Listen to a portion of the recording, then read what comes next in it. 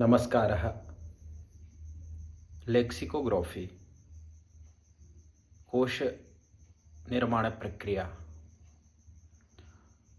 येषां शब्दानाम् अर्थोपस्थिति पर्यायवाचकत्वेन व्याकरण उच्चारणादि तत्सम तद्भवादि रूपेण व्यवस्थितं वर्तते तेषां संग्रहः कथ्यते कोश इति। कोशस्य अभिप्रायः शब्दानां पर्यायवाचकत्वेन बोधः अथ च शब्दानां विशेषार्थोपस्थितिदृष्ट्या तत्तत्पदानाम् अन्वाख्यानमिति। तस्मात् कोशनिर्माणप्रक्रियायां कश्चन क्रमः निर्धारितः वर्तते।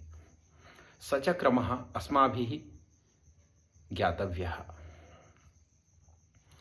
यथा आदौ सामग्रीणां संकलनं कर्तव्यं।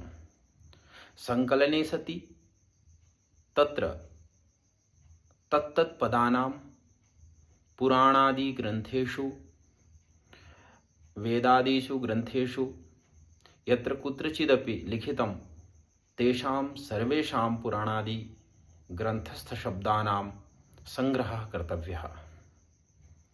अनन्तरं तत्र प्रविष्टिज्ञानं कर्तव्यम्, अर्थात् शब्दानां संकलनं प्रविष्टिज्ञानं च। प्रविष्टिज्ञानम् इत्यस्य अभिप्रायः वर्तते शब्दानां विशेषार्थोपस्थितिदृष्ट्या तस्य अन्वाख्यानम्, अर्थात् विशेषार्थोपस्थितिदृष्ट्या तस्य व्यवस्थापनम् इति प्रविष्टिज्ञानम् इति कथ्यते। तत्र यदा संकलनं भवति, यदा संकलनं क्रियते च तस्मिन् काले मूलभूतनीतिनिर्णयानामपि ध्यानं समाकर्षणीयम्। अभिप्रायः कीदृशः कोशः स्यात्, विद्यार्थिनां कृते कोशः स्यात् अथवा छात्राणां कृते कोशः स्यात्, येषां केषां कृते अत्र कोशः स्यात् एतत् सर्वं मनसि निधाय, अथ च तत्र समकालीनवाचकशब्दानाम् अथवा प्राचीनकालवाचकशब्दानां समावेशः स्यात् इत्यपि समवधार्य सम्यक्तया संकलनं कर्तव्यम्। संकलितानां शब्दानां प्रविष्टिज्ञानानन्तरं तत्र आयाति सम्पादनप्रक्रिया। सम्पादनप्रक्रियायां किं भवति, तत्र यदा शब्दानां संग्रहः भवति तदा कीदृशशब्दानाम् अन्वाख्यानदृष्ट्या प्रयोजनं वर्तते तत् सम्पादनीयम्। अर्थात् तत्र विशेषणवाचकशब्दाः सन्ति अथवा संज्ञावाचकशब्दाः सन्ति अथवा क्रियावाचकशब्दाः सन्ति, एतत् सर्वं व्यवस्थापनीयं सम्पादनप्रक्रियायाम्।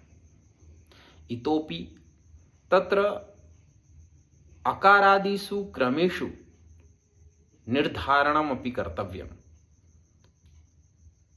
अर्थात् सम्पादनप्रक्रियायाम् अर्थानां निर्धारणमपि व्यवस्थापनीयम् इत्यपि आयाति। अर्थात् यदा क्रमेण व्यवस्थापनं भवति तस्मिन्नेव काले तत्र अर्थानामपि निर्धारणं विशेषणवाचकशब्दानां, क्रियावाचकशब्दानां, संज्ञावाचकशब्दानाम् अकारादिषु क्रमेषु व्यवस्थापनं कर्तव्यम्। अर्थशाब्दबोधदृष्ट्यापि तत्र प्रकृतिप्रत्ययं विभज्य अर्थं व्यवस्थापनीयम्, अर्थनिर्धारणं च कर्तव्यम्। इतोपि तत्र निपातानाम् अपि च उपसर्गाणामपि यः कश्चन अर्थः निर्धारितः तमर्थम् अधिकृत्य शब्दानां प्रसंगानुसारेण तत्तत्पदानाम् अर्थः स्वीकर्तव्यः। एतदनन्तरम् आयाति अस्माकं प्रकाशनप्रक्रिया इति। अर्थात् शब्दानां संकलनं, प्रविष्टिज्ञानं, अनन्तरं सम्पादनप्रक्रियायाम् अर्थनिर्धारणं कृत्वा अग्रे प्रकाशनं कर्तव्यमिति इति क्रमः वर्तते। एवं क्रमे निर्धारिते सति कार्यं सुसम्पन्नं करणीयं, तेन शब्दकोशस्य निर्माणं सुसम्यक्तया भवति। शब्दकोशनिर्माणप्रक्रियायाः यादृशी परम्परा दरीदृश्यते तां परम्पराम् अधिकृत्यैव शब्दकोशनिर्माणप्रक्रिया विधातव्यः।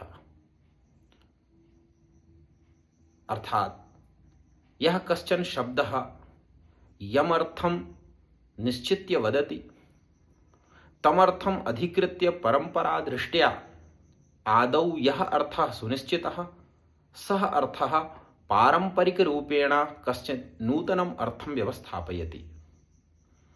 यथा सोदाहरणेन अत्र वक्तुं शक्नुमः, कुशल इति शब्दः। कुशल इत्यस्य अर्थः भवति कुशान् लात् इति कुशलः इति यौगिकशब्दः अयम्। अर्थात् यः कुशान् उत्पाट्य आनयति सः कुशलः इति वक्तुं शक्यते। तदेव यौगिकशब्दः इति। कुशोपपद ला धातोः कप्रत्यये कृते सति कुशलः इति सिद्ध्यति। तर्हि अत्र पश्यन्तु, अधुना व्यवहारिकदशायाम् अस्माकं जीवने सर्वत्र जनाः व्यवहरन्ति अहं कुशली अस्मि, सः कुशलः वर्तते। एवं तर्हि अत्र यथा कुशोत्पाटनदशायां यादृशः श्रमः अपेक्षितः तादृशः श्रमः न कृतः, तथापि तत्र अयं कुशलः, अहं कुशली वा, एतादृशी यादृशी व्यवस्था वर्तते शब्दानां व्यवहारस्य। अर्थात् एतादृशः यः व्यवहारः दरीदृश्यते सः व्यवहारः कथं ज्ञास्यामः इति अभिप्रायः अयं वर्तते। अत्र कुशलशब्दः न केवलं कुशान् लाति इति कुशलः इति अर्थं बोधयति, अपि तु अत्र अन्यः कश्चन नूतनः अर्थः वर्तते। अयं कुशलः अर्थात् सम्यक् वर्तते, न कुत्रचिदपि बाधा, न काचित् समस्या इति। अर्थात् अहं कुशली इति, सुस्वास्थ्यदृष्ट्या कुशली अस्मि इति अभिप्रायः वर्तते। तर्हि अत्र अधुना कुशलशब्दः व्यवहारदृष्ट्या पारम्परिकरूपेण अर्थपरिवर्तनं दरीदृश्यते। एवमेव पङ्कजशब्दः अपि वर्तते। पङ्कात् जायते इति पङ्कजः इति। पङ्क इति मृत्तिकया साकं जलेन यदुपस्थितिः वर्तते तदुच्यते पङ्क इति। तत् तडागेषु इत्यादिषु आर्द्रस्थानेषु सर्वत्रापि भवति। तर्हि अधुना पश्यन्तु, पङ्कज इति पङ्कात् जायते यः सः पङ्कजः इति वक्तुं शक्यते चेत् अत्र पङ्कात् जायते इति पङ्कजः इति व्याख्याने सति जीवाः अपि पङ्कात् जायन्ते, कीटाः अपि क्षुद्रजन्तवः अपि पङ्कात् जायन्ते, तर्हि तन्नामपि पङ्कज इति भवितुमर्हति। तर्हि किमर्थं कमल एव इत्यस्य अन्वयः पङ्कज इत्यस्य शब्दस्य भवति? किमर्थं पङ्कज इति शब्दः कीटवाचकः न भवति? यतोहि अत्र यथा व्यवहारदृष्ट्या अत्र पङ्कज शब्दः कमले एव आरोपितं वर्तते, योगाद् रूढिर्बलीयसी इत्यपि अन्वाख्यानं दृश्यते। तस्मात् अत्र पङ्कज शब्दः अस्माकं कोशान्वाख्याने सत्यपि कमलशब्दे एव व्यवहारः सर्वत्र दृश्यते।